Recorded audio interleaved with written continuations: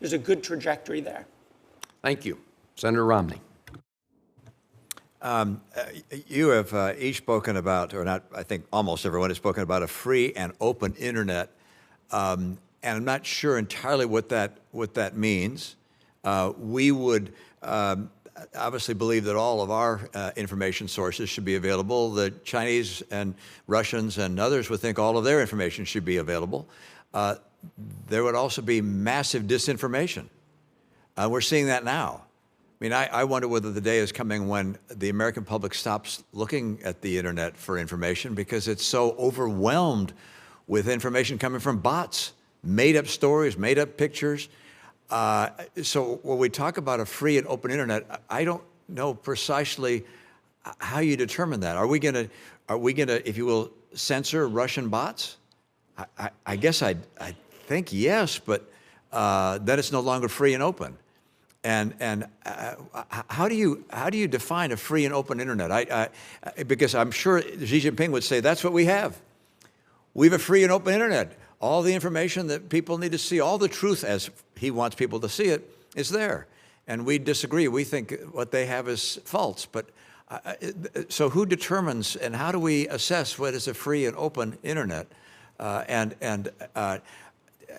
do we limit disinformation? And who decides if it's disinformation? This is, I mean, obviously it's something we're struggling with just here at home. Mr. Kaye, you look like you have a comment on that. No, thank you for that question, Senator Romney. It's a very good question, and it's an important question that I think is actually quite complex. At the international level, we have basic rights to freedom of opinion and expression.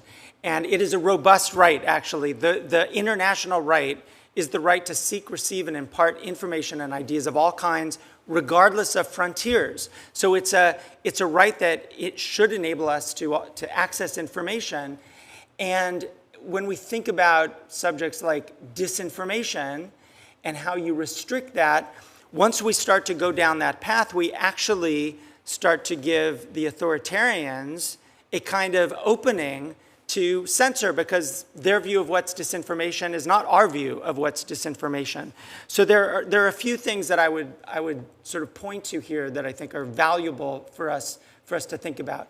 First off, on the normative side, I hate to bring up norms, but the Human Rights Council, the UN General Assembly have very much pushed this idea that international human rights apply online as much as they do offline.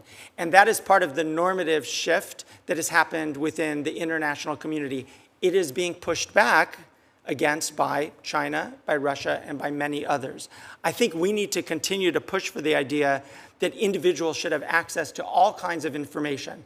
I think we could also promote ideas that would essentially involve both the private sector and public actors in being involved in determining sort of the security that's required for people to engage online. I think this is a big part of what OTF does. I'm going to interrupt just because I have to go to another hearing, and I want to just follow up a bit on this avenue of disinformation and open and free internet, what it means.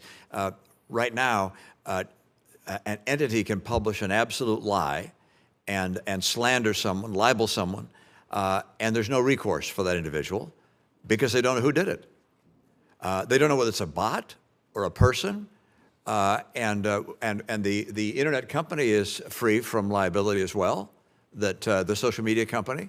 I don't know what the answer is to deal with this disinformation and slander and libel that occurs, and wonder, should we insist that the social media companies determine that there is an individual or an entity that's actually posting something on the internet, so that there is recourse if someone wants to bring an action against either a government or an institution or a person, as opposed to right now when there is absolutely no awareness whatsoever of who's behind a post and who's responsible for it. Ms. Cunningham, I'll turn to you, and Mr. Kaye and Mr. Jeffrey. We haven't got much time, but any thoughts on that? All right. More of a legal than a all right, Kaye, yeah. Well, Mr. Kaye? Well, I would say that we ought to look to actually the European regulation, the Digital Services Act, which tries to address this problem in a way that we haven't. And their fundamental approach is transparency on the one hand, but also risk assessment, an actual requirement that the companies conduct the kind of risk assessment to prevent the kind of harms that you're describing, and then requiring that there be some mechanisms of appeal for individuals who face these kinds of harms. It is a very tricky and narrow path to walk, I think, between demanding transparency and recourse and promoting and protecting rights to free speech. I think that's exactly where you're suggesting there's a problem. And I think that we could learn something from what the European Union has done in this case in trying to address We're in trouble if we got to learn from the Europeans, but maybe you're right. Mr. Jaffer, anything you want to say on that regard? No, I think that's exactly. By the way, I agree. That was humor. I agree. Yeah. Well, actually, I actually worry that when we look at the European regulatory approach as the solution to America's problems on free speech, right? I actually think that could actually have significant innovation challenges. I think at the end of the day, what we've got to figure out is how do we protect anonymous speech, which there's a long history of in this country, right? While also addressing disinformation and misinformation, while also ensuring that we're providing capabilities to people who live in unfree societies to talk about the things they want to talk about and get the news from us. I have to say, I think the only solution to this challenging problem that you raised, Senator Romney, is recognizing that there's not a moral equivalence between what we do and what the Chinese do. When the Chinese or the Russians or the Iranians conduct surveillance, they do it in a one-party state with one control, no judges, no independent authorities. When we conduct surveillance, we've got to go to judges, we have to have review, Congress reviews it, there's a lot of oversight, and ultimately a judge weighs in.